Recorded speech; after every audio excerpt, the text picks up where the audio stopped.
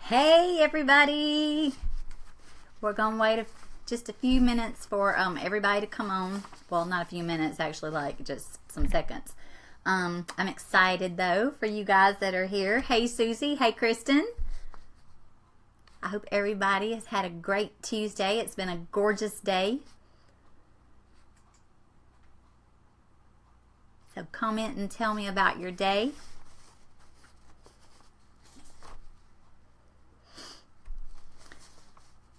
So tonight we are talking about tips for home buyers, and I'm not going to go into a lot of detail, but I do want to give you an outline of the tips and just some general information. Number one, and first of all, these are not in any order, so don't like write them down and think you have to go by that order. But number one is choose your realtor. And this is, in my opinion, like the most important step, because your realtor is not just the doer of the paperwork. Your realtor is your guide. Your realtor is who you're going to go to for advice. And this is a really, really important person. So you want this person to be knowledgeable. You want this person to be accessible. And you want them to share all this wealth of information they have with you so that you can move through the home buying process and feel more comfortable in it. Number two is ask questions. You know, I get a lot of buyers will say, I know this is a stupid question. And let me just say, no question is stupid. Just because you don't know the answer to it does not mean it's a stupid question. And you're not supposed to have all these answers, because you probably haven't sold a home before. And if you have, you probably don't remember just a whole lot about the process. So no question is stupid. Ask away. It's all fair game. And I want you to feel comfortable throughout the entire process, that you know what's going on and you have an understanding of the process. It's a very big purchase. It's probably one of the biggest, if not the biggest purchase you'll ever make. And you need to be fully informed. Number three is start saving. And this, it doesn't matter at what stage of the game we're talking about. You may not have even, you may not be buying a home this year, but you need to go ahead and start saving, because you're going to have expenses that come along with the home buying process. You're going to want to be buying, you know, new furniture at some point. You may want to, you know, get new decor for your new home. And you may even have some projects you want to do that will update your new home. So you need to get a head start and start saving. You also, number four is stop spending. And that means stop using credit. If you're going to be buying a home, or think you're going to be buying a home in the next year, don't buy a car. Don't go out and buy furniture on credit. Don't get new debt, is what I'm saying.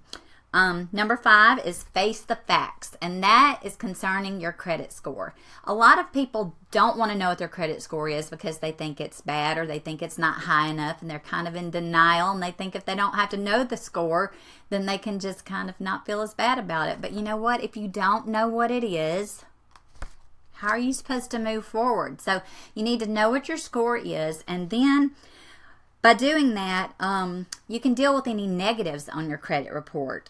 Then you can also get an idea of what kind of down payment you're going to need based on that credit score. Number six is get on a budget. Now, I know that's the big bad B word, and it's really not. It requires discipline, but I promise it will help you in the long run.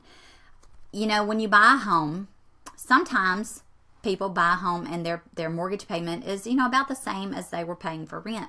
But sometimes they buy more house and then they have a larger mortgage payment than the rent they were paying. And so that can be hard to get used to. So go ahead and get on a budget so that you can get used to possibly having a larger payment. Also, you'll need to save for things like maintenance on your home. What if your air conditioner goes out? As a homeowner, you're going to have those maintenance items that normally would be paid for by a landlord. Number 7 is get organized, and that is as in paperwork. You're going to need, when you start working with a lender, you're going to need to supply check stubs, proof of any other income you have. You're going to have to supply tax returns. So go ahead, if you're not a good record keeper, go on and start gathering those things, or at least knowing where they are. Number 8 is get pre-qualified. Now, there is a lot of confusion about this. There's a great deal of difference between pre-qualification and pre-approvals. And I have that information on my YouTube channel. I actually have a video that breaks down the differences between the pre-qualification and the pre-approval. And that's something you need to know.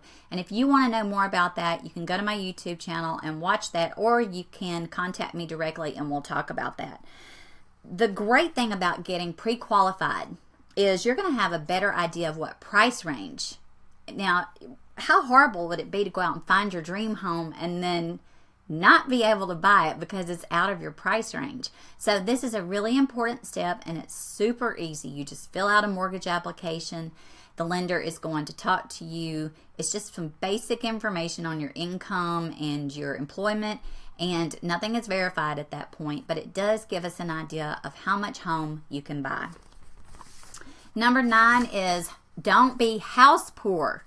A lot of people go into this and they are just going all out. They're going to get the most home they can possibly afford. But sometimes that leads you to being house poor, which means you can't afford to go on vacation. You can't afford to do anything else except have this great home. And while that is great, you don't want to get into a position where, you can't do anything else with your life and with your family. So you don't want to be house poor. Now the next 4 are lists that I want you to make. Number 10 is make a list of your needs. So let's say you need 4 bedrooms and 3 baths because you've got 4 or 5 kids. That's a need. Number 11 is make a list of your wants. Maybe you want a big yard. Maybe you want 2 stories, but they're not needs. So then the third list is make a list of deal breakers. What are the things that you absolutely cannot live without? What would you refuse to live without in your new home? The next is number 13, and that's deal breakers. You have to have a really good grasp on this, because this gets really confusing, especially as you look at several homes. You get all caught up in the whirlwind, of the beauty and the features of the home, and you get really confused, and you start to lose your focus on what were your needs, what were your wants, and what you just really, really need to have. So you've got to prioritize. Number 14 is select a lender. Now, I have seen some buyers who start with one lender, and maybe something happens and they end up not getting that house, and then they move to another lender. Don't do that. Pick a lender and stick with them, because just like your realtor, you want to develop a relationship with your lender. So your realtor can give you the names of lenders that they work with, that they trust, that are good with the process and good with their clients. So you want to select a good lender from the get-go and stick with them. Those lenders are going to be able, the lender that you choose is going to be able to tell you what type of loan programs they have. And those vary from bank to bank, from lender to lender. Not all lenders are banks. They're mortgage companies. So you want to stick with one lender. Number 15 is time frame. You want to have an idea of how long it's going to be before you buy. How long till you buy? How much work do you have to do on your credit? How much money do you need to save? Time frame is really important here because you've got to develop a plan. You know, not everybody is ready to just run out and buy a house. As a matter of fact, I would say most people are not ready to just run out and buy a house. So you've got to plan for it. Let's see, how are we doing on time? So we're right at it. I do want to mention really quick, if you want to get these this list of tips and the information that goes along with them, you can text home buyer tips to 555-888 and I'll get those sent to you tomorrow. I want to talk to you too just really quick about the home buyer workshop that's going to be in Pittsburgh, Mississippi at the Multipurpose Building on April 10th from 6 to 7:30. This is going to be so much great information. So if you're considering buying a home or you want to buy a home and you think you can't, come on, join us. We're going to have refreshments. We're going to have great speakers, lenders, attorneys. We're going to talk about the whole process so you know exactly what you're up against. And I'm really excited because I love first-time home buyers. So I hope you guys will come out and take advantage of this free workshop.